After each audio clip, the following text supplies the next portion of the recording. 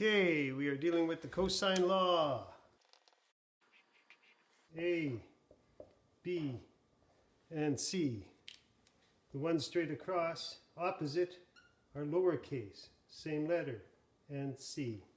In this video, we are going to be solving for C. We're going to create a formula that we can solve for this side. It's as if we know B, and we know the length of A, and we know this angle. So therefore we're going to solve for this. Now the problem with this is, if we were using trigonometry, because it needs to have a right angle triangle. And there is not a right angle triangle here. So we have to do something different. To discover the formula to help us solve for one of the sides, we're going to create two right angle triangles right in the middle. And to help us see the proof, we're going to separate the two. Before we do, I want to make clear that this whole length of the side is A. We have now separated these triangles and created two triangles out of the two right angle triangles. We're going to deal with each of them separately and then follow from there. We want to remember that these two sides added together would create length A. So we have this side plus this side, which makes up A. Let's pretend for a moment that the side length was 8. And if this side length here was 2, then this side length would be 8 minus 2, or 6. For the time being, let us leave it at 8 minus 2. But we remember we don't know the length of the side. We called it length A, which is the total, which is this one here, would also be A. And since we actually don't know the length of this, it's not 2, it could be anything, we're going to call it X. So this also becomes A minus X. Let's put those up on our triangle. Next, we have to give this a name. This length, we'll call it H for height. And notice, of course, the height here is exactly the same. So we're going to deal with these triangles separately using Pythagoras to help us come up with the cosine law, or the cosine formula. Let us erase what we have here and only deal with this triangle. Let's label it as we remember side A, B, and C. It's very important to label this side A and this side B, and you'll see why at the very end. So we remember it is A squared plus B squared is equal to C squared, the hypotenuse. But let's replace these with what we originally had. And if we remember, this side was actually X. So we're going to change this to X squared. This side was H, so we'll change this to H squared. And if you remember, this side was B, so we have B squared. Now what we're going to do is manipulate this to get H squared by itself. And very simply, we're going to subtract X squared from both sides. We will have H squared equals B squared minus X squared. Let's look at this triangle now, labeling it as we did originally with Pythagoras. Side A, side B, the hypotenuse is C, and again, it would be A squared plus B squared is equal to C squared. As we did with this side, let's replace these with the original variables from our triangle. B was H, A was A minus X, brackets around it, and C was actually C, so we're going to leave it. This time, we're going to work and keep C squared isolated. We're just going to switch this. C squared is equal to H squared plus A minus X squared.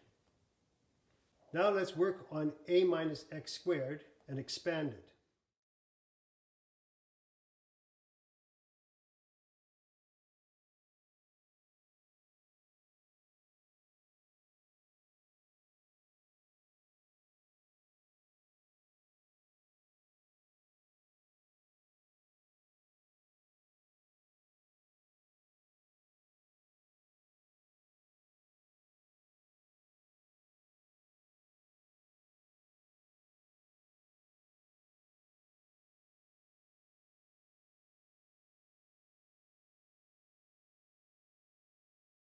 we're going to focus on equality.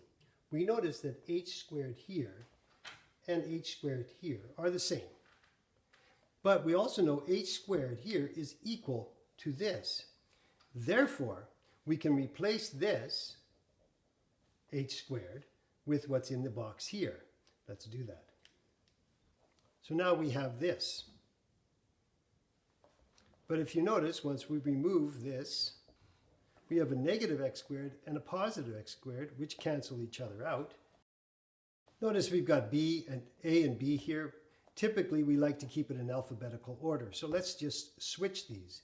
B squared plus a squared is the same thing as a squared plus b squared. Now it looks nicer. Triangle. Let's focus now back on this triangle. We're going to erase this and remember that we have angle C here. We're going to use cosine to determine angle C. We remember that the cosine of C is equal to, well, here's the angle, the adjacent side and the hypotenuse. So K, adjacent over hypotenuse. The adjacent is x and the hypotenuse is b. Now we want to isolate the x. Therefore, we're going to multiply it by b, which is the same thing as b over 1. And both sides have to be multiplied by b. So we've got b times cos C. So we notice these cancel, and we're left with x over 1, which is the same thing as simply x. And on this side, we have b times cos C, and we can write it simply like this without the multiplication sign, assuming that there is multiplication here. Now let's return to our equation on this side. And we have equality again and substitution. Here's an x, and here's an x. Therefore, whatever's in the box can be replaced by its equality substituted in. Let's do that. Now we have completed the formula. Let's rewrite it.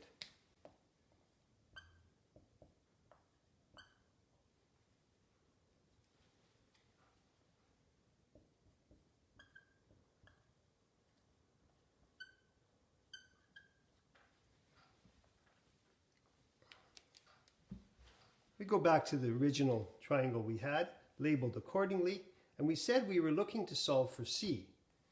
In order to solve for C, we would have to know what A is, B is, AB, and the cos of angle C. We would need to know angle C. This is the cosine law. There are two other versions. If we were looking for side A, then a squared, we would need to know B, we would need to know C, and we would need to know the corresponding angle for A. Or if we were looking for B, we would need to know A, C, and the corresponding angle. 3 versions of the cosine law, depending which side you're looking for.